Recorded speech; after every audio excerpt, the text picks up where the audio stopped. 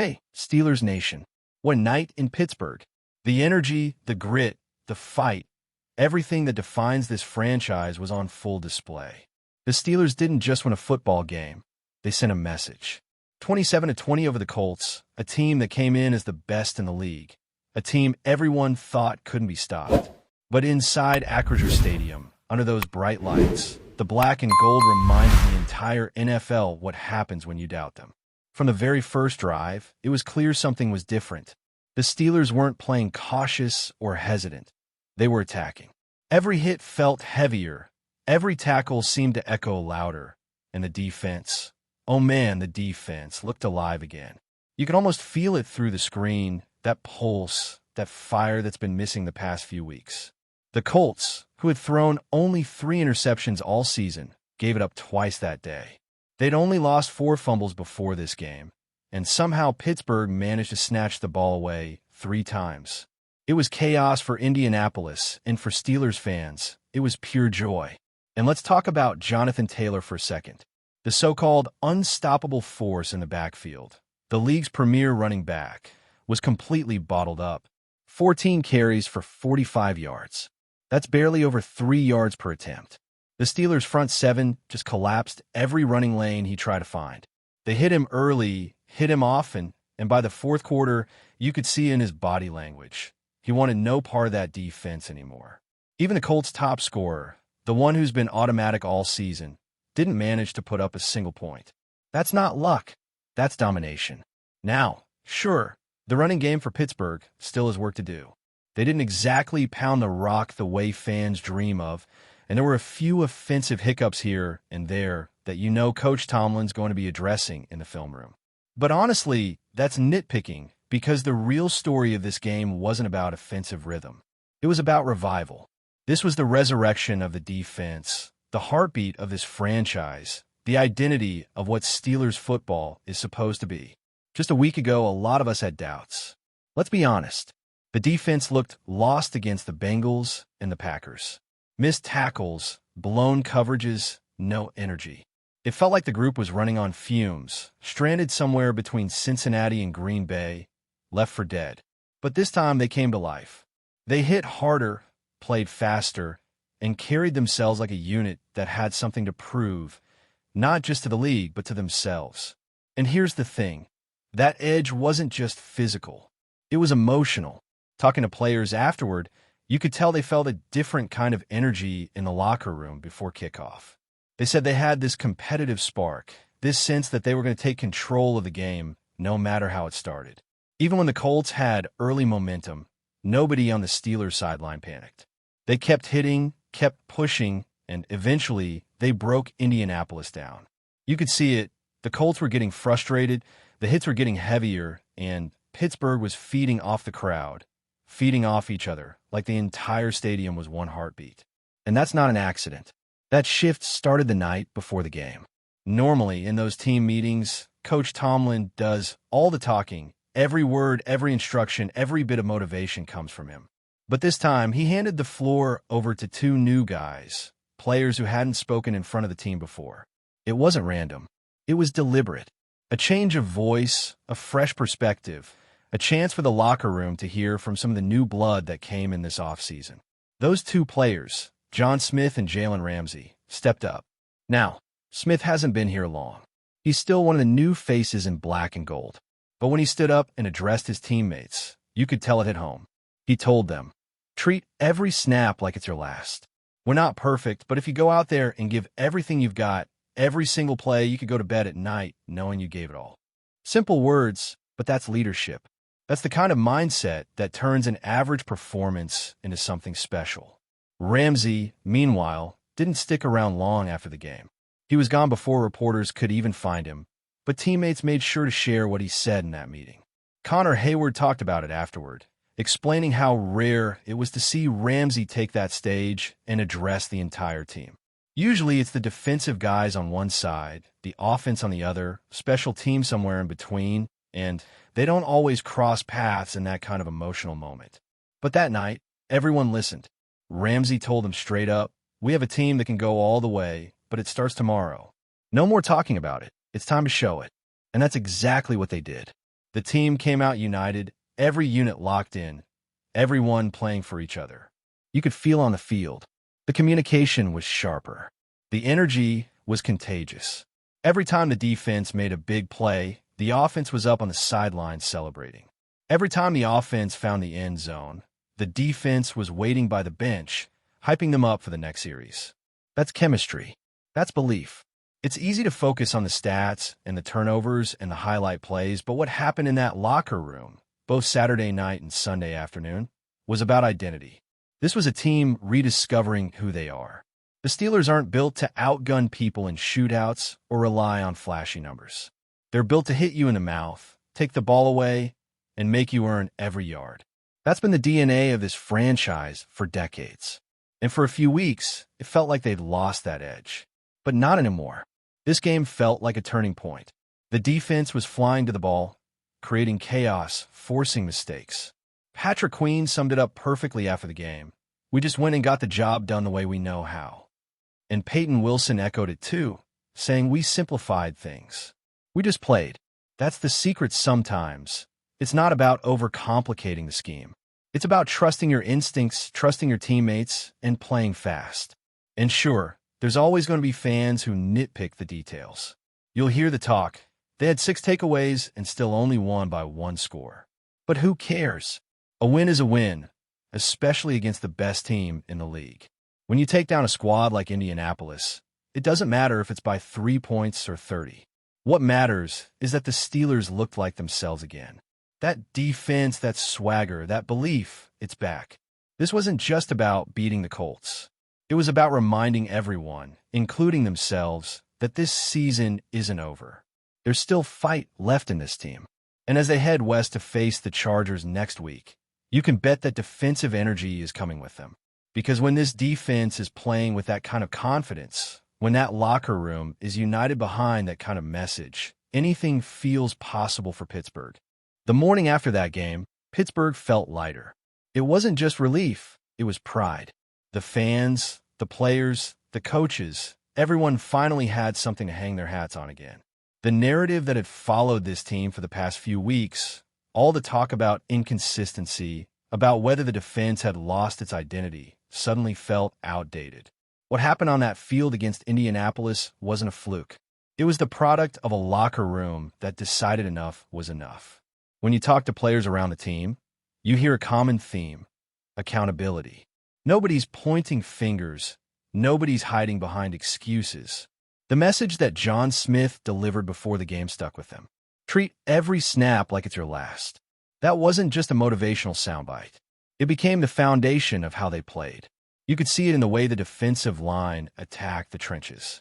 You could see it in the way linebackers filled gaps with purpose. You could see it in the secondary, swarming the ball, forcing turnovers, refusing to give an inch. Every single play felt like it mattered, and when a team starts believing that way, everything changes. Even on the sidelines, you could sense a shift in attitude. Guys who had been quiet the past few weeks were back to talking, back to encouraging. Every defensive stop was met with chest bumps and high fives. Every offensive drive came with players yelling support from the sideline. That kind of emotional spark is contagious. Once it catches, it spreads fast. And by the third quarter, it was clear that the Colts weren't just playing against the Steelers. They were playing against an entire wave of momentum. What stood out most, though, was the way this defense adapted.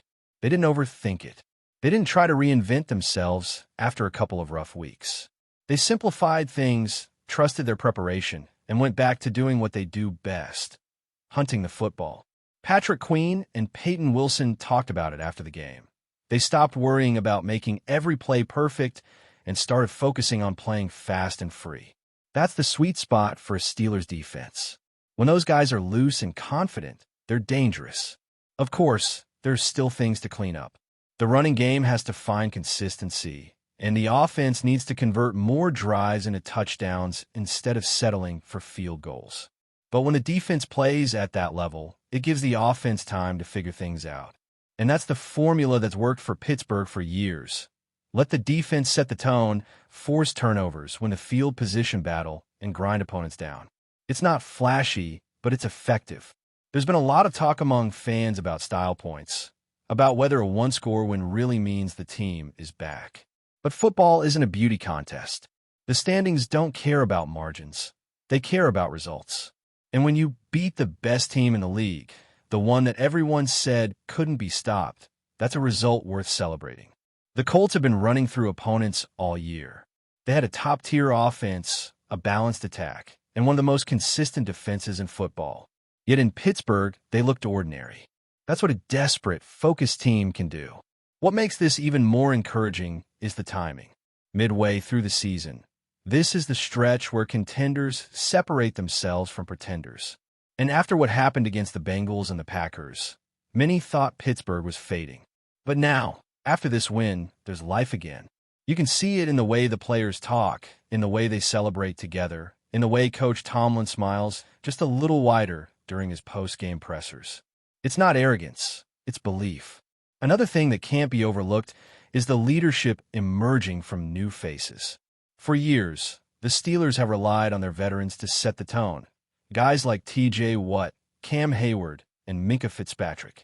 But hearing that it was two first-year Steelers who took charge of that pregame meeting says a lot about where this locker room is headed. It shows that the culture isn't built on hierarchy. It's built on responsibility. When new players feel empowered to speak up, that's when you know a team is truly connected. And maybe that's what was missing during those frustrating weeks. The communication, the emotional buy-in, the shared purpose. It wasn't gone, but it needed a spark. Smith and Ramsey provided that spark. The defense carried it onto the field. And once the crowd felt it, the entire building came alive. Acrisure Stadium hasn't rocked like that in a while. It wasn't just noise, it was unity. Fans chanting, players roaring, sideline energy spilling over after every big hit. That's what Pittsburgh football is supposed to feel like. Now, as the Steelers look ahead to Los Angeles, that same energy has to travel. The Chargers might be missing both starting tackles, which means this defensive front has another chance to feast. Justin Herbert is a talented quarterback, but he doesn't like pressure up the middle, and that's exactly where Pittsburgh excels when they're on their game. The blueprint is simple: attack, disrupt, and get hands on the football. This defense doesn't need to be perfect. It just needs to play its brand of football: physical, aggressive, relentless. And if they can keep doing that, this season can turn fast. Because the AFC is wide open. Teams are beating each other up every week, and momentum is everything. The Steelers just prove they can hang with the best. Now it's about building on that, stacking wins, and keeping that fire alive. This is the time of year when playoff teams start forming their identity. And if Sunday was any indication, the Steelers' identity is right where it should be, rooted in defense, discipline, and determination. You can't fake that kind of turnaround. It comes from within, from players holding each other accountable, from leaders emerging in the right moments, from a belief that even when things go wrong, they can fight their way back. That's what we saw against the Colts, a team that refused to stay down. And maybe, just maybe, that's the spark that reignites the entire season. But before we dive in, don't forget to subscribe to Steelers Nation Central and hit the like button on this video. Your support helps us keep bringing you the latest updates on the Pittsburgh Steelers. And don't forget to share your thoughts on the news in the comments below. The NFL world is buzzing with disbelief tonight after what can only be described as the shocker of the decade. Ja'Marr Chase, the star wide receiver of the Cincinnati Bengals, is reportedly headed to the Pittsburgh Steelers. Sources close to the situation claim that the deal, still unofficial but virtually done, has sent shockwaves through the AFC and left fans from Ohio to Pennsylvania in utter disbelief. Chase, who has been a cornerstone of the Bengals' offense since bursting onto the scene as a rookie, has been synonymous with electrifying plays, game-changing touchdowns, and highlight reel catches.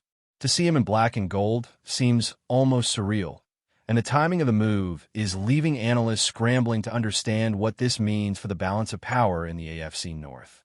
Rumors suggest that contract negotiations between Chase and the Steelers' front office accelerated rapidly over the past 48 hours, fueled by Pittsburgh's desire to revitalize a wide receiver core that has struggled in recent seasons. The Steelers, known for their storied history and passionate fan base, reportedly offered a deal that Chase and his representatives found too compelling to ignore.